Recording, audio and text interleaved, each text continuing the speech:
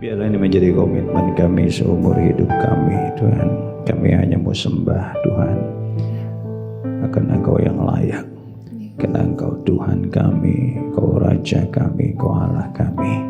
Terima kasih Tuhan, kami bersyukur buat hari yang spesial, harinya Tuhan.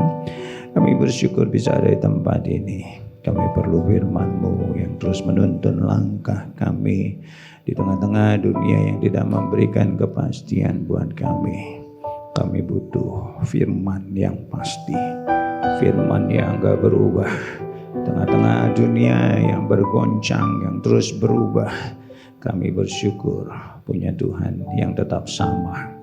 Tuhan, terima kasih. Bumi boleh berlalu, tetapi firman-Mu akan tetap ada. Terima kasih karena itu kami dengar-dengaran, urapi hamba-Mu dan urapi kami semua. Kami siap dengar Tuhan, dalam nama Yesus kita yang siap bersama-sama kita katakan amin. Haleluya, puji Tuhan. Silakan duduk semuanya. Kita baca firman-Nya di dalam Lukas 4 ayat 1 sampai dengan ayat yang keempat saja. Sebagai ayat pembuka kita. Di outline saudara tertulis Matius 4, tetapi saya mau membaca ayat referensinya Lukas 4 ayat 1 sampai 4. Gantian saya 1, bro and sis katanya ayat 2. Oke. Demikian firman-Nya. Yesus yang penuh dengan Roh Kudus kembali dari sungai Yordan lalu dibawa oleh Roh Kudus ke padang gurun. Saudara 2, 2, 3.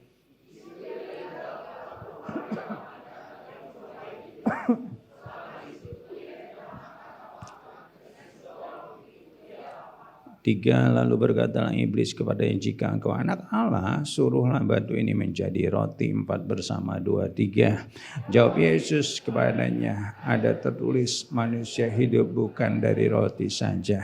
Yang percaya katakan amin. Puji Tuhan. Bro and sis lihat kiri kanannya, katakan shalom. Haleluya, puji Tuhan. Ini kayak pengangkatan ketua partai PSI baru nih. Bro and sis, luar biasa sekali. Nah, hari ini merupakan serial terakhir dari serial Transformation. Saya sudah sampaikan mengenai transformation itu sendiri. Saya juga sudah sampaikan bagaimana perubahan pikiran akan mempengaruhi kehidupan kita, perubahan perspektif kita, perubahan prioritas kita juga akan mempengaruhi kehidupan kita, perubahan komunitas kita juga akan sangat mempengaruhi kehidupan kita. Dan terakhir 2 minggu lalu saya sampaikan change your habits, kebiasaan-kebiasaan juga akan mengubahkan kehidupan kita. Dan hari ini merupakan serial terakhir, judulnya adalah change your character. Karena karakter ini juga akan tentunya mempengaruhi kehidupan kita. Saya pernah sampaikan apa yang kita pikirkan berubahlah oleh pembaruan budimu. Pikiran-pikiran kita itu akan menjadi perkataan-perkataan kita dan tindakan-tindakan kita. Dari tindakan yang terus-menerus kita lakukan itu juga akan menjadi kebiasaan-kebiasaan kita seperti yang lalu change your habits, dan kebiasaan kita yang terus-menerus kita lakukan itu akan menjadi karakter kita. Nah, karena itu hari ini karakter merupakan sesi penutup dari dari serial Transformation. Nah, berangkat dari satu ayat, sebetulnya ini terjemahan The Message, saudara, dari firman Tuhan Efesus 2, ayat 22b sampai 24. Di sana dikatakan, jalanilah cara hidup yang benar-benar baru. Nah, Tuhan mau ke depan ada satu kehidupan yang baru, yang tentunya kehidupan yang dirindukan oleh Tuhan, kehidupan yang bisa berjalan bersama-sama dengan Tuhan, kehidupan yang dibentuk oleh Tuhan. Kemudian dikatakan kehidupan yang diperbarui dari dalam, yang terlihat dalam tingkah lakumu atau tindakan kita. Ketika Tuhan dengan akurat mereproduksi karakternya di dalam dirimu. Kita terbiasa disajikan untuk melihat yang hanya tampak lahiriah saja. Kalau kita lihat iklan-iklan apa sih yang dijual, khususnya iklan-iklan kecantikan, yang dijual adalah orang-orang yang tampak lahiriah, cantik, ganteng, keren, seksi, dan sebagainya. Saudara yang berhubungan dengan itu. Saya cuma bertanya satu, di mana tempat orang jelek gitu saudara? Kayaknya nggak ada di situ dan nggak ada yang bisa dijual buat orang-orang yang jelek. Tetapi kita bersyukur bahwa Tuhan kita, Tuhan yang begitu luar biasa. Katakan bersama saya, ada tempat di hati Tuhan. Ada tempat di hati Tuhan buat orang-orang jelek. Maksudnya gini saudara, Tuhan itu enggak lihat yang lahiriah, tapi yang Tuhan lihat adalah yang di dalam. Karena 1 Samuel 16 ayat 7, bukan yang dilihat manusia, yang dilihat oleh Tuhan saudara. Manusia melihat apa yang di depan mata, tetapi Tuhan melihat hati. Jadi ya kita semua harus bersyukur punya Tuhan yang enggak membedakan kita. Semua kita yang Tuhan lihat adalah hatinya.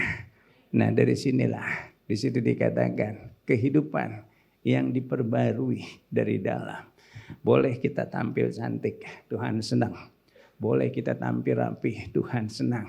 Boleh kita tampil ganteng, Tuhan senang. Saudara, tetapi bukan itu yang dilihat. Yang Tuhan lihat adalah kecantikan yang di dalam. Yang Tuhan lihat adalah inner beauty. Yang Tuhan lihat adalah satu karakter yang indah yang ada di dalam diri kita.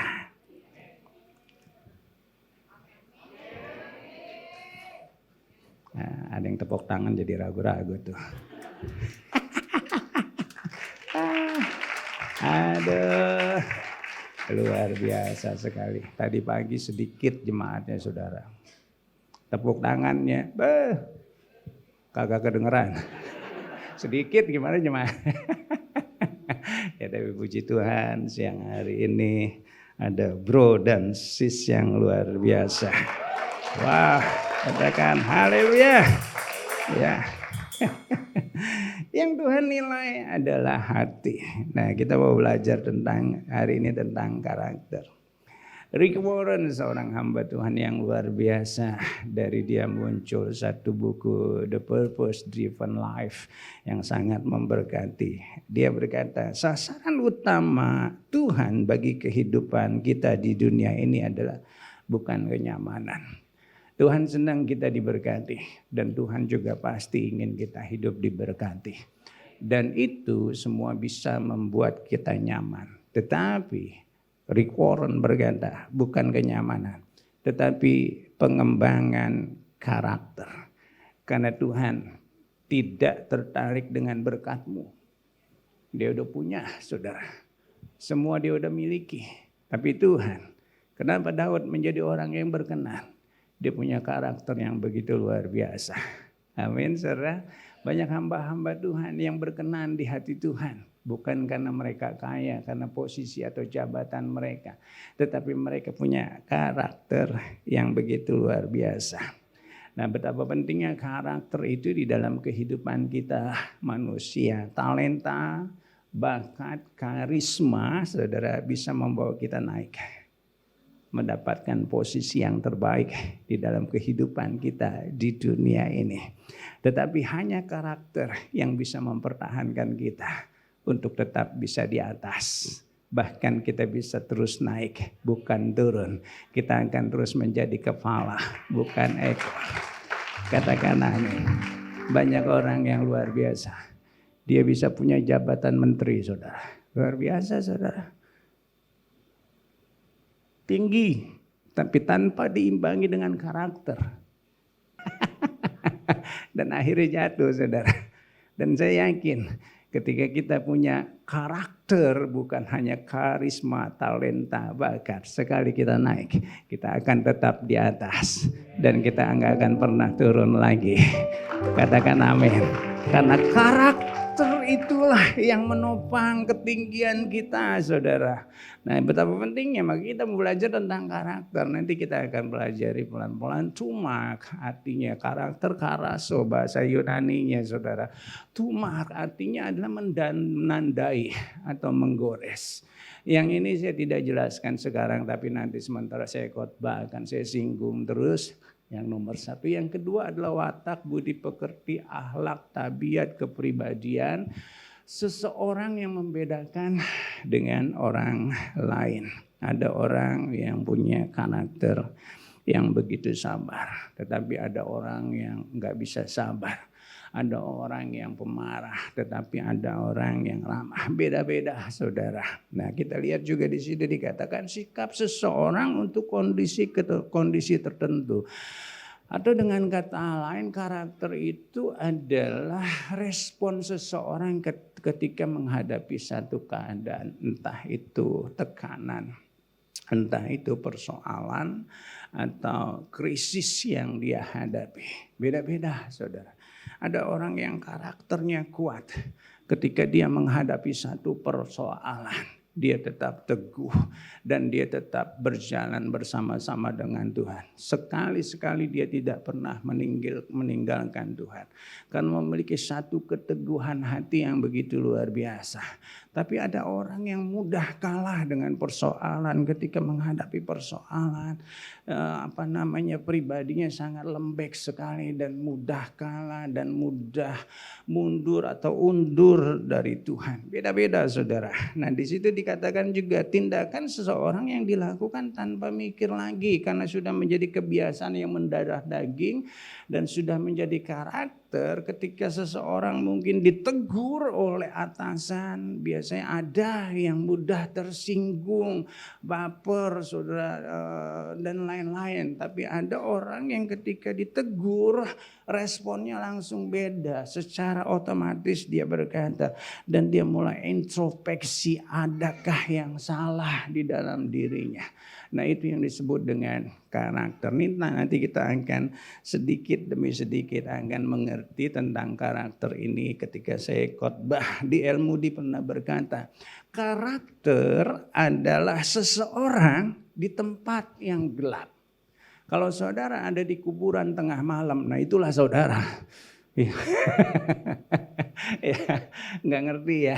Nanti saya jelasin saudara, tenang aja. Karakter adalah ketika saudara ada di kegelapan. Artinya gini, kita bisa menilai karakter seorang Yusuf seperti apa. Kita tahu ketika Yusuf nggak ada orang lain yang melihat bersama-sama dengan tante Potifar, saudara. Bagaimana Yusuf memunculkan karakternya? Dia berkata tidak kepada tante Potifar, saudara. Itu karakter.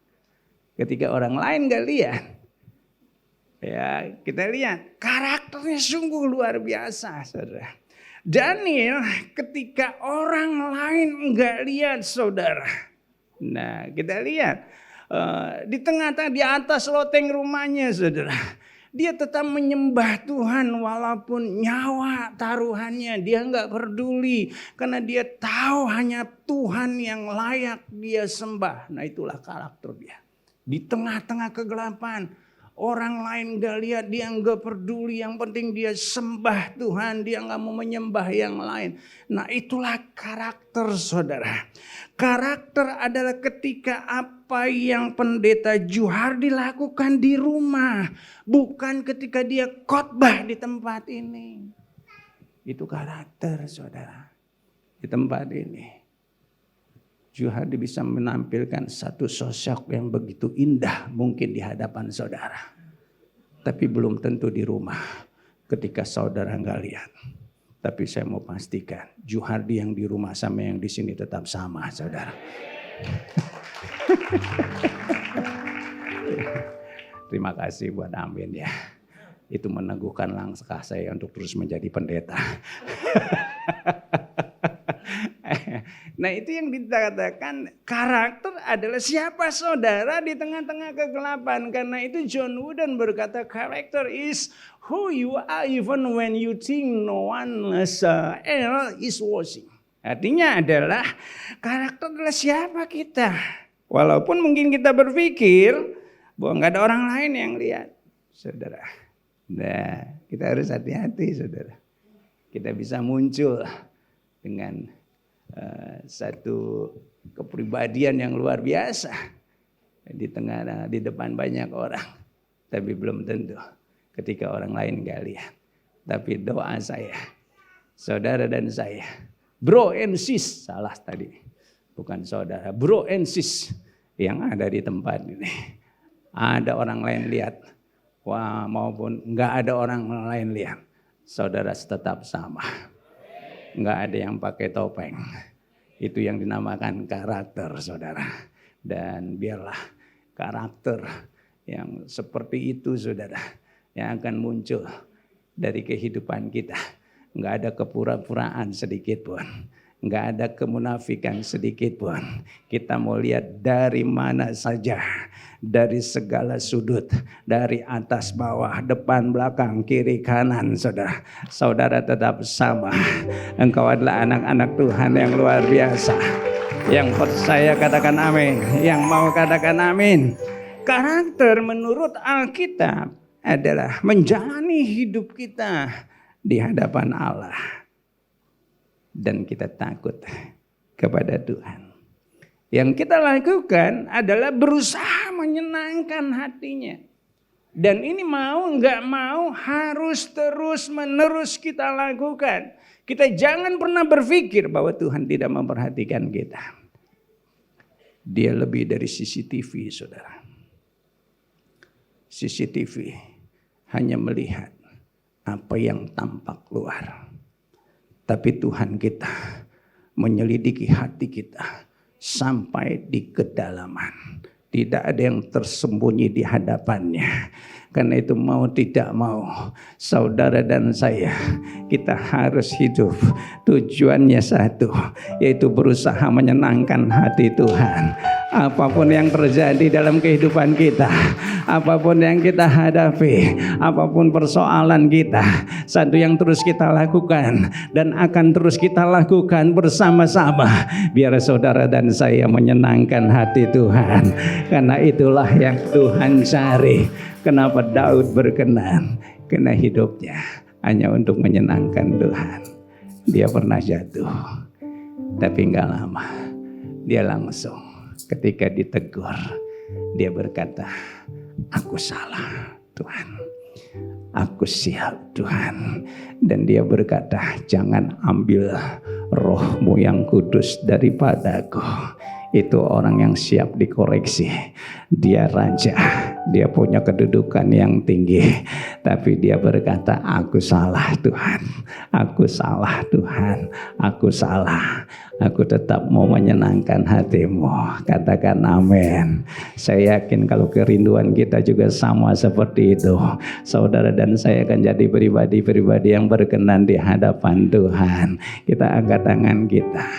Menyenangkanmu, senang kamu, hanya itu kerinduanku. Menyenangkanmu, senangkan hatimu, hanya itu kerinduanku. menyenangkanmu.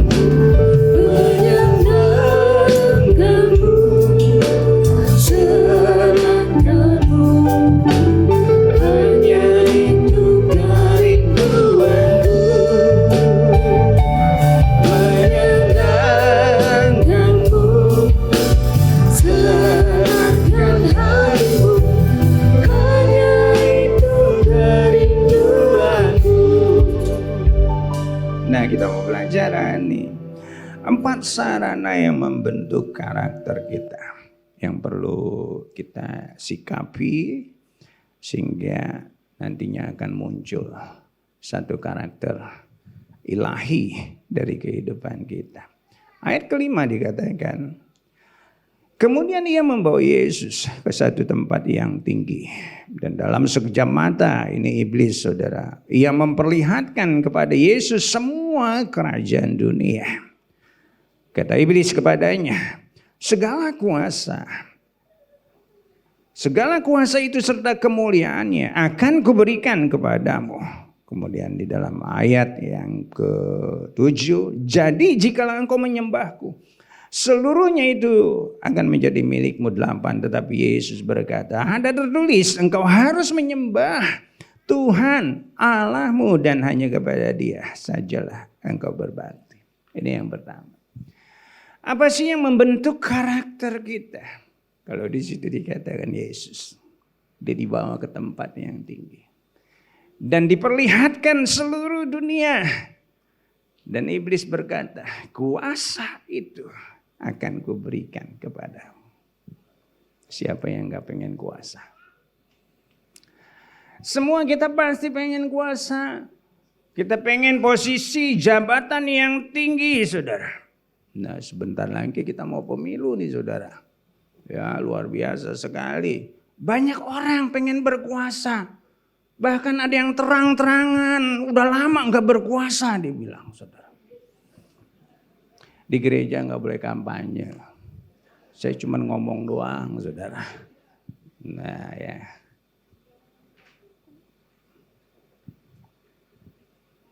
Mau berkuasa. Semua pengen berkuasa.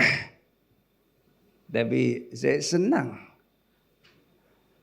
Definisi kuasa yang Tuhan ajarkan itu sangat berbeda dengan yang dunia ajarkan. Satu kali di dalam Matius 20, saudara. Ibu Zebedeus membawa kedua anaknya, itu Yohanes dan Yakobus. Dia minta kepada Tuhan, Tuhan kalau bisa satu anakku duduk sebelah kiri dan satu anakku duduk sebelah kanan.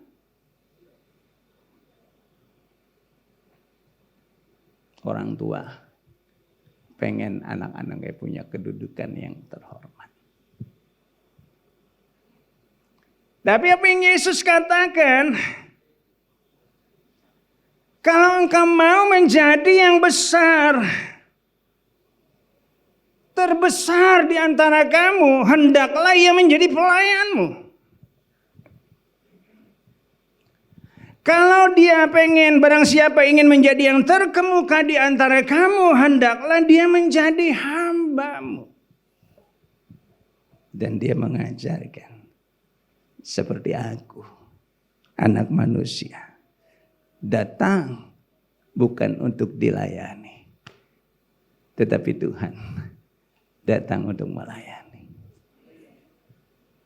Dan saya terlalu yakin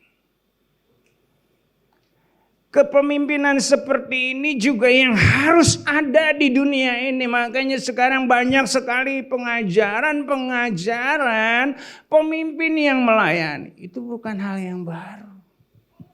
Ini sudah diajarin sama Tuhan. Karena itu, kalau saudara mau memiliki pemimpin yang baru di negeri ini, kita harus pastikan dia yang kita pilih adalah pemimpin yang mau melayani rakyat. Masa saya perlu perjelas lagi sih? Kan kayaknya nggak usah ya. Ya, katakan amin. Bukan pemimpin yang mau berkuasa, tapi pemimpin yang mau melayani rakyat. Itulah pemimpin yang hebat, yang luar biasa. Pemimpin yang mengadopsi kepemimpinan Tuhan kita Yesus Kristus. Dan saya yakin ketika bangsa ini dipimpin oleh pemimpin yang seperti itu, bangsa ini akan diberkati. Bangsa ini akan menjadi bangsa yang maju, yang hebat, yang luar biasa. Yang percaya katakan amin. Karena dunia mencatat, sejarah mencatat ketika seseorang yang tidak memiliki satu karakter yang baik, dia berkuasa. Wah, mengerikan. Hitler dengan kekuasaannya. Jutaan orang mati di tangan dia. Di Kamboja ada yang namanya Pol Pot. Di Uganda yang ada yang namanya Idi Amin.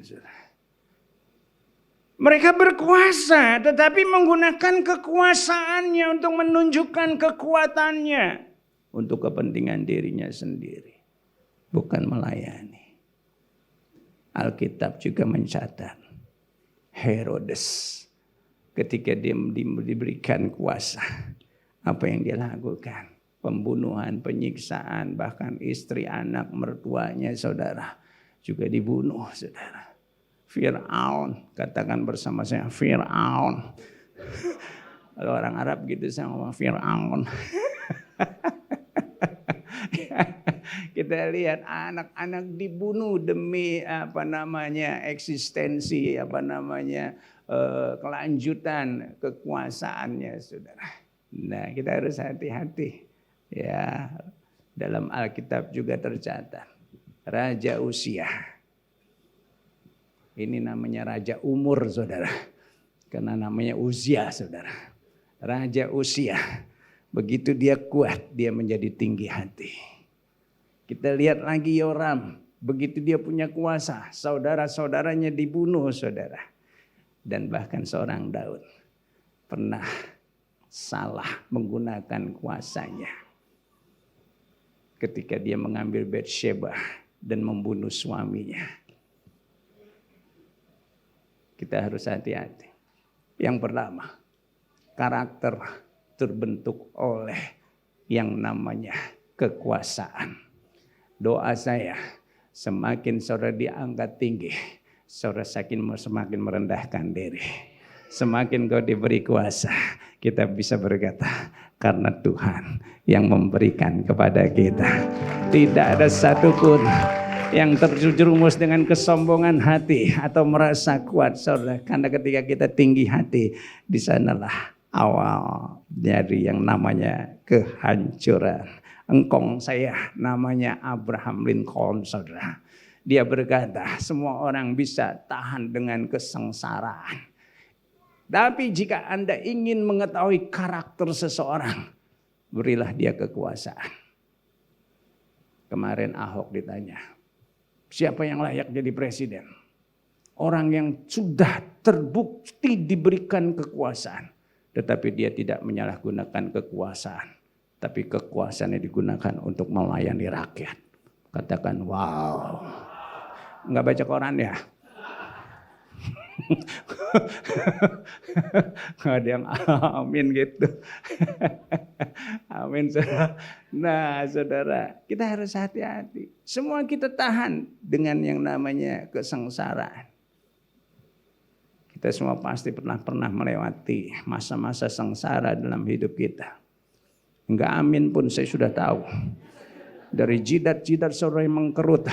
Semakin tua semakin banyak persoalan yang sudah engkau lewati. Engkau adalah orang-orang yang bertahan di dalam kesengsaraan. Ya. Aduh sampai meleleh nih. Ada. Saya baru kena DB langsung batuk. Batuknya sekarang aneh, saudara. Batuknya kayak ngeselin gitu. Sesekali batuknya, saudara. Tapi nggak hilang-hilang, saudara. Saya pikir-pikir kenapa saya batuk. Ternyata supir saya lebih parah, saudara. Dari dia, saudara. Begitu saya selesai DB dia batuk. Saya langsung batuk pilek, saudara. Tapi puji Tuhan masih tetap bisa khotbah. Nggak tepuk tangan juga nggak apa-apa. Semua orang bisa bertahan di tengah-tengah kesengsaraan. Tapi ketika dia diberkati, memiliki kuasa. Dulu belum punya duit. Doanya kencang, saudara. Sampai diberkati, nggak berhenti berdoa, saudara. Begitu punya duit, ganjennya minta ampun, saudara. Jadi genit banget. Kekuasaan, saudara. Nggak tahan. Begitu punya duit dulu nggak suka nyanyi saudara. Begitu punya duit jadi belagu, nyanyi terus saudara. Berlagu kan nyanyi terus saudara. Belagu saudara. Jadi sombong gitu. Itu karena kuasa saudara. Nah karena itu yuk ke depan ketika kita diberkati sekalipun. Kita harus tanamkan dalam hati kita. Semua karena anugerah Tuhan. Semua karena berkat Tuhan. Semakin diberkati semakin kita merendahkan diri. Kita diberkati untuk melayani. Katakan amin. Yang pertama power. Yang kedua saudara. Nah dikatakan di dalam ayat yang kedua. Di situ ia tinggal 40 hari lamanya dan dicobai iblis. Selama di situ ia tidak makan apa-apa. Dan sesudah waktu itu ia lapar. Lalu berkatalah iblis kepada, jika engkau anak Allah. Ya, garis bawahi, jika engkau anak Allah, suruhlah batu ini menjadi roti. Jawab Yesus kepadanya, ada tertulis manusia hidup tidak hanya dari roti saja. Iblis tahu siapa Yesus. Dia anak Allah. Dia punya kuasa. Bahkan dia bisa merubah yang namanya apa? Batu saudara jadi roti. Iblis tahu itu. Dan Tuhan Yesus lapar. 40 hari dia nggak makan saudara. Di sini siapa yang 40 hari nggak pernah makan saudara? Ada. Kalau ada saudara sudah jadi Tuhan Yesus. Ada yang baru 1 hari aja nggak makan udah bilang, Pak minta apa? Saya nggak makan dari pagi. Padahal nggak nanya kita, dia bilang saudara. Minta apa? Nah saudara, Yesus 40 hari enggak makan. Ya, tapi kita lihat ketika dia dicobai oleh iblis, ubah batu ini menjadi roti. Tapi apa yang dikatakan oleh Tuhan Yesus? Kalau yang pertama, power bisa membentuk saudara yang namanya karakter kita. Bisa menjadi buruk atau jelek. Tergantung bagaimana kita menggunakan power. Yang kedua, pressure atau tekanan. Yesus lapar saudara. Waduh itu dikasih nasi padang enak banget kayaknya tuh. Lapar-lapar gitu saudara. Ngenah cuunnya. Nasi padang paling haus. Aduh lapar saudara. Iblis bilang, ubah batu ini jadi roti. Tapi Yesus berkata, manusia tidak hidup hanya dari lontong saja. Manusia tidak hidup hanya dari bebongkos saja. Manusia tidak hidup hanya dari buras saja. Manusia tidak hidup hanya dari nasi uduk saja. Manusia tidak hidup hanya dari lemper saja. Manusia tidak hidup hanya dari lepet saja. Manusia hidup dari yang namanya firman Tuhan. Walaupun dia ngalami satu tekanan yang luar biasa. Walaupun perutnya lapar saudara. Tapi dia tetap berkata manusia tidak hidup hanya dari roti saja. Tetapi dari setiap firman yang keluar dari mulut Allah. Yang percaya katakan amin. Yang percaya berikan tepuk tangan buat Tuhan kita Yesus Kristus. Di sini banyak ada anak muda, bro and sis. Keren banget. Kalau partai PSI ini kebagian ketiga nih. Nah saudara, Profesor Renald Kasali dalam bukunya Strawberry Generation. Saudara. Tapi doa saya di sini beda, saudara, anak mudanya. Apa itu Strawberry Generation? Itu adalah satu generasi yang penuh ide-ide kreatif dan gagasan-gagasan yang luar biasa. Tetapi generasi ini juga generasi yang mudah menyerah. Gampang sakit hati. Baper. Mudah tersinggung. Ibarat buah stroberi yang cantik. Luar biasa ketika kita pandang. Tapi mudah tergores. Lembek. Mudah penyok. Nah itu generasi stroberi sudah. Nah ini terjadi sudah. Di anak-anak muda. Makanya gak heran. Yang namanya medsos itu dipenuhi dengan ungkapan hati. Gua sedang kesel, gua sedang keki dan segala macam diungkapkan di medsos, saudara.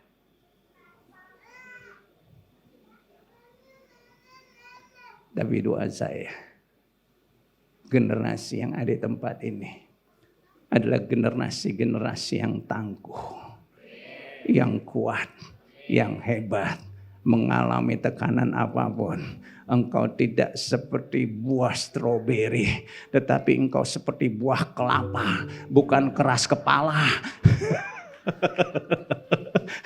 Tapi yang dibanting juga tetap kuat, saudara. Amin, saudara. Jangan kayak buah stroberi cantik di luar. Nah, saudara, berlian tidak akan pernah menjadi berlian, saudara. Kalau dia enggak tahan yang namanya tekanan, yang namanya panas, bukan sehari 2 hari, tetapi jutaan tahun, saudara. Dia akan tetap jadi karbon yang biasa saja. Tapi karena dia terus bertahan, dia muncul menjadi satu berlian yang begitu keras, bahkan baja pun kalah keras, saudara. Itu berlian. Saudara tidak akan pernah menjadi emas murni kalau engkau enggak tahan dipanaskan bukan sekali 2 kali tetapi beberapa kali dalam suhu yang panas sampai muncul satu kemurnian yang luar biasa. Engkau akan tetap menjadi tanah liat yang biasa-biasa dan tidak akan pernah menjadi bejana yang indah kalau engkau enggak relakan dirimu alami yang namanya tumbukan, alami yang namanya remasan, pukulan dan segala macam.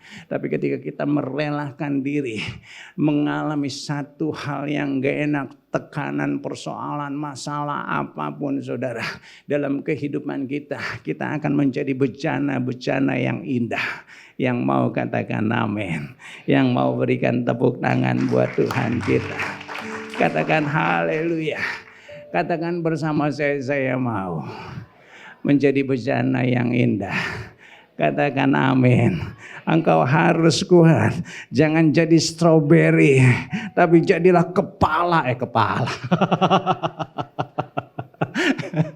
Jadilah kelapa yang kuat, saudara. Ya, supaya ketika kita menghadapi semua itu, di situ dikatakan palu menghancurkan kaca. Kita bisa pilih mau jadi kaca atau mau jadi baja. Palu yang sama, saudara, ketika dipukulkan ke baja, bukannya hancur, tapi akan membentuk baja itu sendiri. Supaya kita jadi pribadi-pribadi yang tangguh. Kita harus siap menghadapi tekanan, pressure, persoalan, masalah. Justru di sanalah kita dibentuk. Entahkah orang membangun di atas dasarnya dengan emas, perak, batu permata, kayu, rumput kering atau jerami. Sekali kelak pekerjaan kita masing-masing akan nampak. Kita lihat sekali kelak pekerjaan kita. Apa yang kita bangun dalam kehidupan di kehidupan ini. Apakah kita membangunnya menggunakan emas, perak atau batu permata. Atau kita gunakan kayu atau jerami, rumput kering, saudara. Nanti semua akan diuji. Biar kita bangun kehidupan ini dengan emas, perak, batu permata. Yang ketika menghadapi tantangan persoalan kita dibuat semakin hari semakin murni. Yang mengerti katakan amin. Tadi dikatakan bahwa karaso atau karakter itu dikatakan tumah atau menandai atau menggores. Artinya ada digores yang terus menerus seperti pemahat.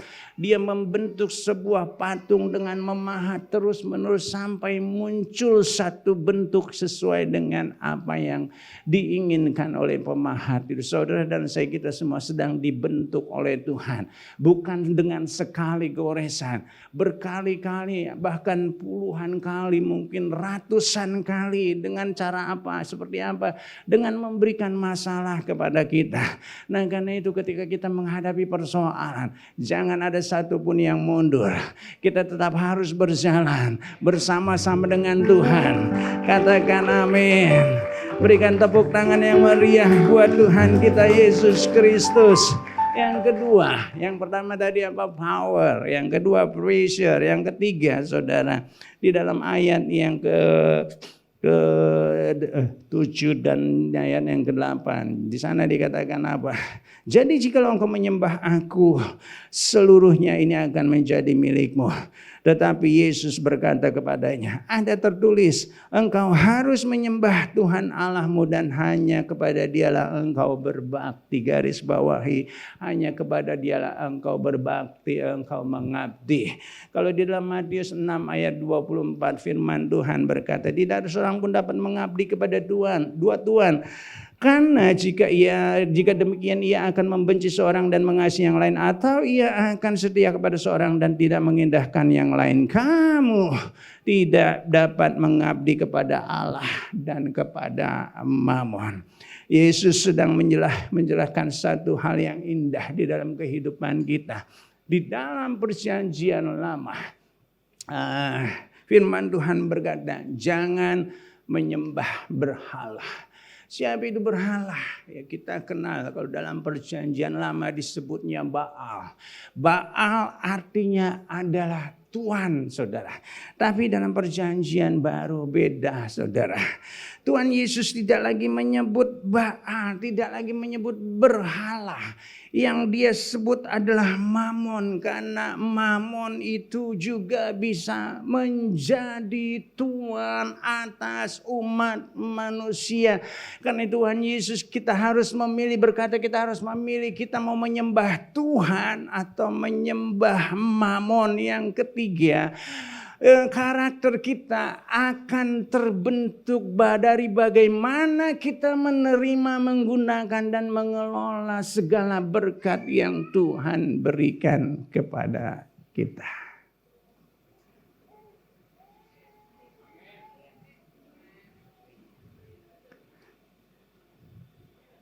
Luar biasa.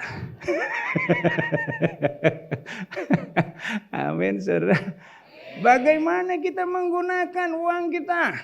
Nah, saudara, kita harus pilih Tuhan atau Mammon. Karena banyak orang terjerat dengan yang namanya Mammon.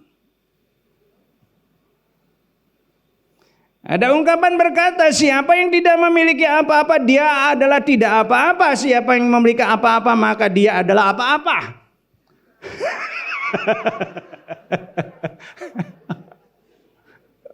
Yang tidak ngerti katakan amin. Jadi kira-kira gini, kalau kita nggak punya apa-apa, kita nggak dianggap bukan apa-apa. Itu aja lah pendeknya lah. Susah amat sih. Ya.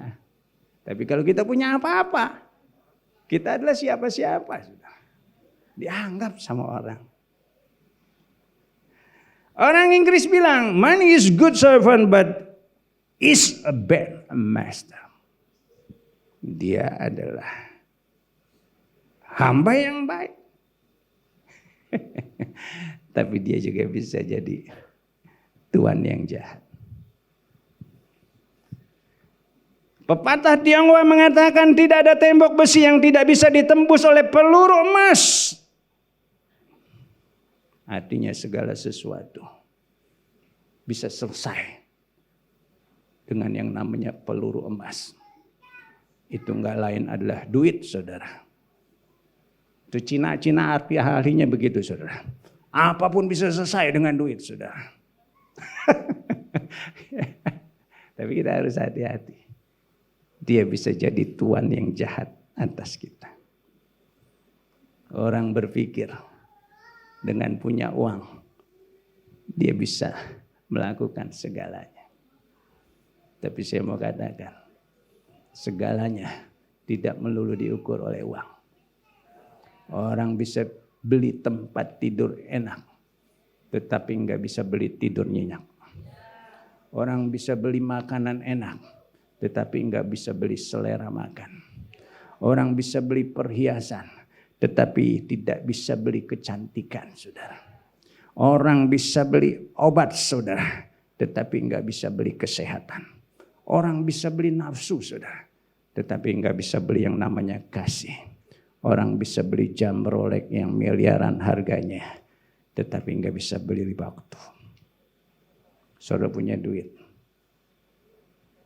Sini siapa yang pernah COVID? Siapa yang pernah kena COVID? Syukurin.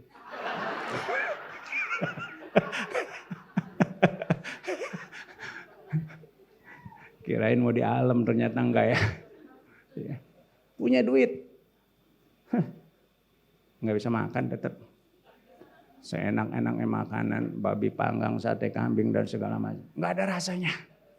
Nah, punya duit, saudara. Ya, kita harus hati-hati menggunakan uang kita. Alkitab mencatat ada orang kaya yang bodoh mati itu di atas hartanya. Ketika dia memikir harta untuk dirinya sendiri. Aku akan berbesar lumbungku dan berkata kepada jiwaku, hai jiwaku, beristirahatlah. Dan benar-benar dia beristirahat dengan tenang, saudara. Rest in peace. Kata Tuhan, untuk siapakah hartamu? Malam ini juga nyawamu diambil. Pemimpin muda yang kaya, saudara. Dia nggak bisa iring Tuhan, karena apa? Dia nggak mau jual hartanya, saudara. Hizkia yang mulanya diberkati, tapi begitu punya banyak, dia mulai flexing, memamerkan kekayaannya. Dia jatuh. Ananias dan Safira, dia tewas karena hartanya. Yudas, dia bunuh diri karena jual Tuhan demi 30 keping uang perak. Nah, hari ini bagaimana kita menggunakan uang? 1 Timotius 6 ayat 10. Karena akar segala kejahatan adalah cinta uang. Sejak saya mulai mengenal Tuhan dan mengerti yang namanya persembahan, setiap saya dapat berkat, saya sisihkan buat Tuhan dan kerajaannya. Dan itu gak pernah absen dalam kehidupan saya. Saya tidak berkurang-kurang, tetapi justru bertambah-tambah. Katakan haleluya. Sejak saya mulai melayani, saya berkata, saya tidak akan mengambil sesuatu dari gereja Tuhan, tetapi saya mau jadi berkat buat gereja Tuhan. Ketika saya melayani, satu yang jadi komitmen saya, bukan menerima, tetapi saya mau memberi. Karena saya nggak mau terikat dengan yang namanya mamon. Saya mau terikat dengan yang namanya Tuhan. Saya mau sembah Tuhan seumur hidup saya. Katakan amin. Duit. Matius 6 ayat 12, Yesus menjelaskan salah satu tanda kerohanian sejati adalah sikap dan pandangan yang benar terhadap harta. Ketika kita salah, karakter kita akan teruji. Ternyata kita gagal. Tapi ketika kita benar menyikapi yang namanya harta, saudara, sebesar apapun Tuhan memberkati kita, kita tidak akan pernah lari jauh dari Tuhan. Justru kita semakin menundukkan diri. Dan kita bisa berkata, Tuhan, Engkau satu-satunya Allah yang aku sembah. Katakan amin.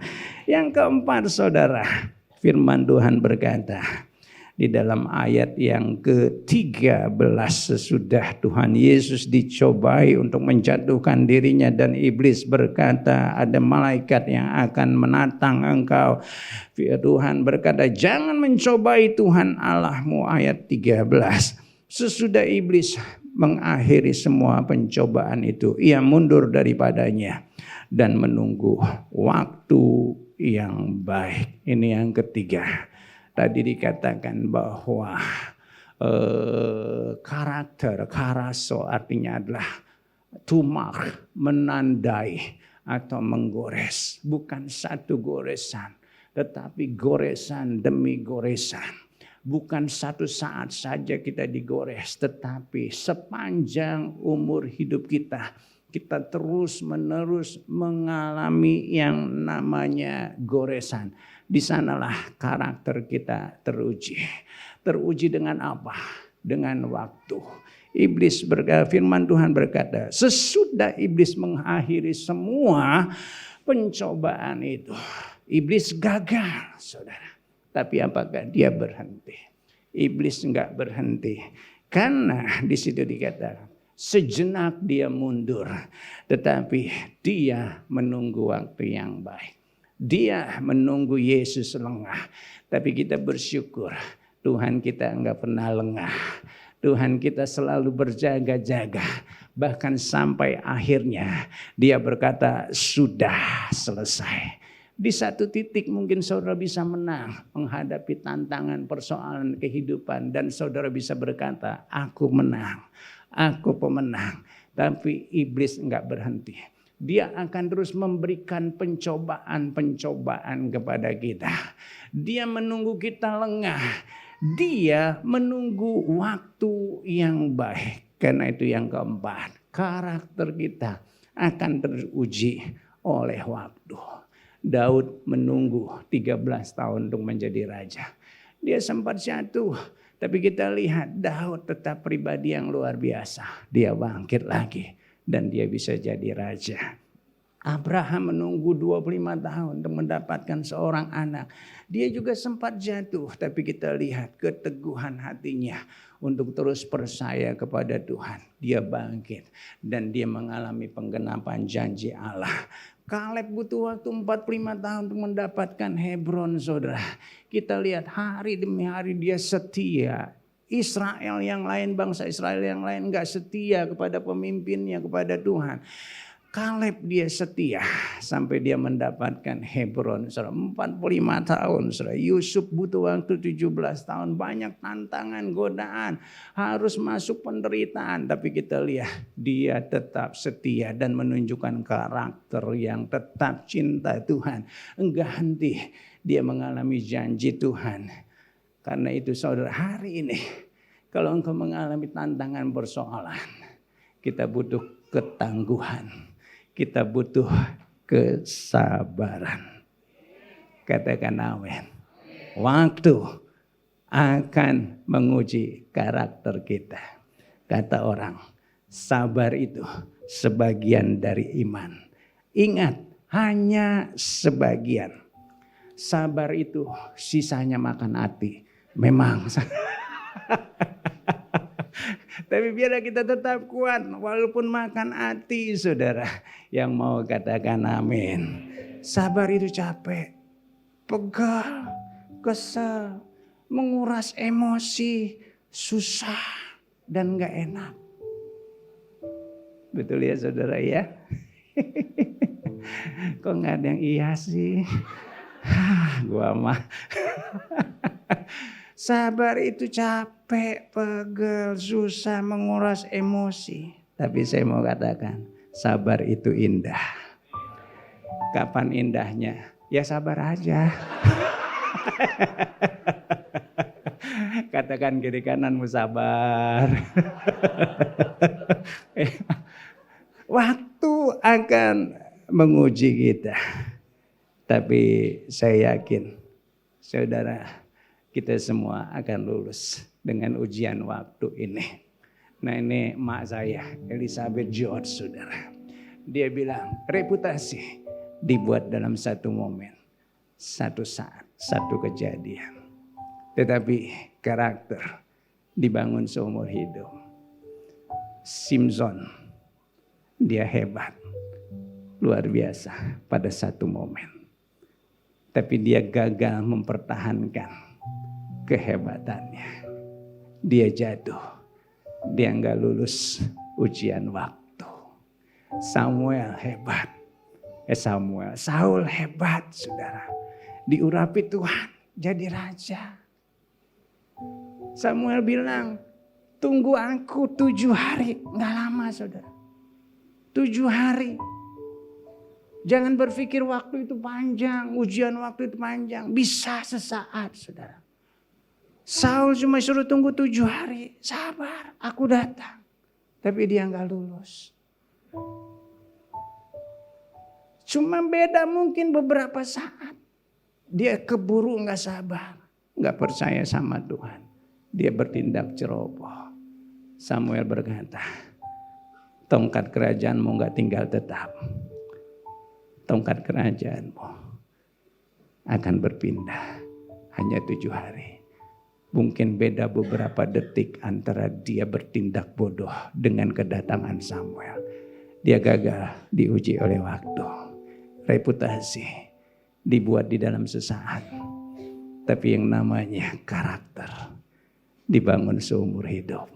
Katakan amin. Anak-anak muda, perjalananmu masih panjang. Di sana akan banyak ujian. Maaf orang tua, maaf.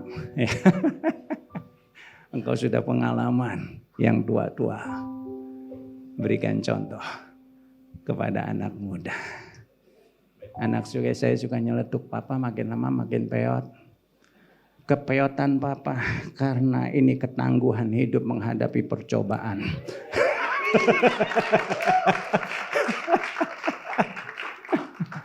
Papa bisa seperti ini karena papa mengalami banyak asam garam. Makanya darah mulai tinggi, saudara. Anak-anak muda, perjalanan hidupmu masih panjang. Ayo, buktikan engkau hebat. Buktikan engkau bisa lulus. Kita bangkit berdiri bersama-sama. Katakan haleluya.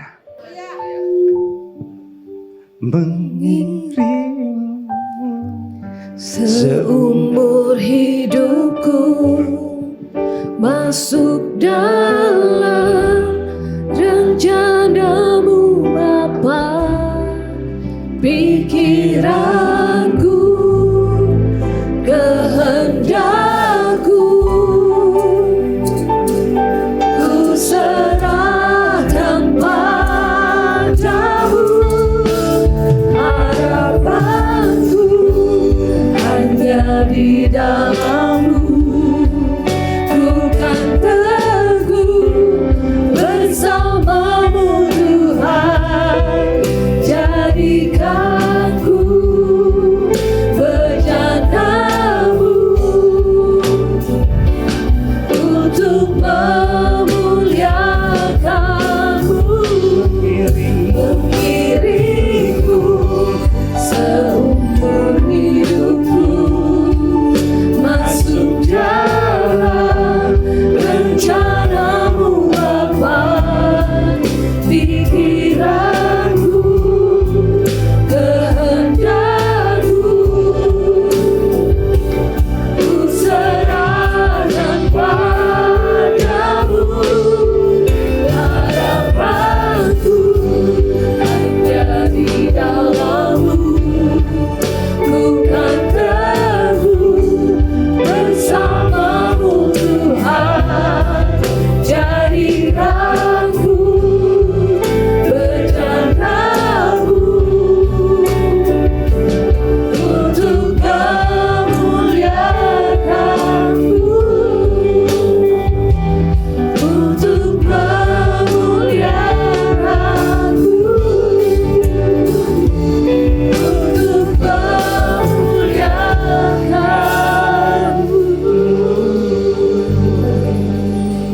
sembah Dia, mengiring Jadikan kami seumur hidupku rencana-Mu Tuhan.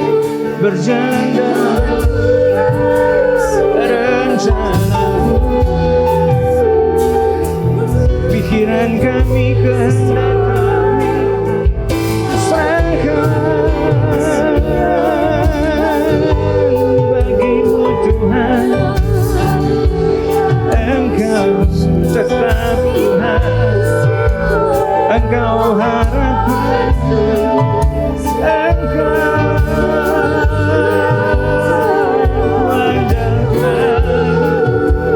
Sini Dia masuk.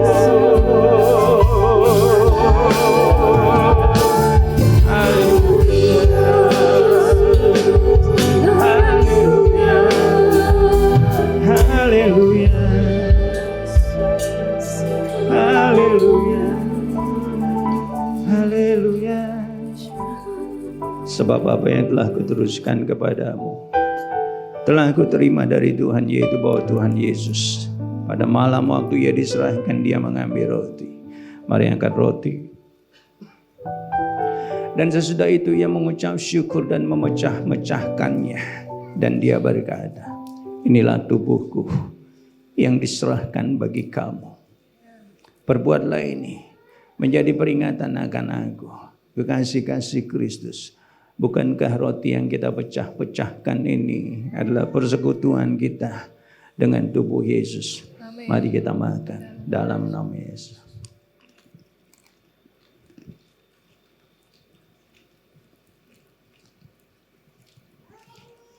Demikian juga dia mengambil cawan sesudah makan. Mari angkat cawan. Cawan ini adalah perjanjian baru yang dimeteraikan oleh darahku. Perbuatlah ini. Setiap kali kamu meminumnya menjadi peringatan akan aku. Kasih-kasih Kristus, bukankah anggur yang ada dalam cawan ini adalah persekutuan kita dengan darah Yesus. Mari kita minum dalam nama Yesus.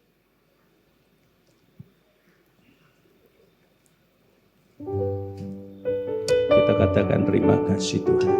Thank you, Jesus. Terima kasih Tuhan, terima kasih. Terima kasih Tuhan. Terima kasih. Haleluya. Terima kasih.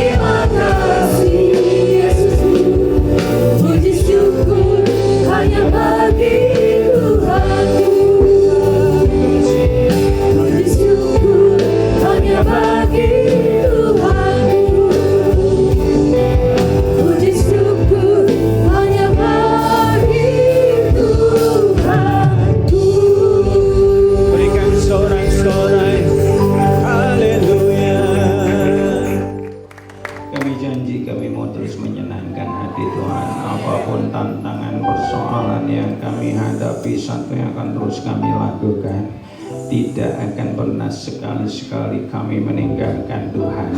Kami pastikan posisi kami ada dalam posisi menyembah Tuhan senantiasa. Terima kasih Tuhan buat anak-anak-Mu, kuatkan dan teguhkan mereka. Semakin diberkati mereka, semakin rendah hati, semakin diberkati mereka, makin cinta Tuhan. Bukan hari ini saja, tetapi hari-hari selanjutnya. Kita pada keadaan kondisi yang mereka alami tidak akan mempengaruhi kedekatan mereka dengan Tuhan. Terima kasih, berkati pekerjaan usaha mereka, apapun yang mereka lakukan Tuhan. Terima kasih, biar kiranya berkat damai sejahtera yang melimpah dari Allah Bapa, kasih dan cinta Tuhan Yesus, persekutuan, pertolongan, perlindungan dan kuasa dari Allah Roh Kudus akan menyertai-Mu mulai hari ini bahkan sampai selamanya. Yang percaya bersama katakan amin.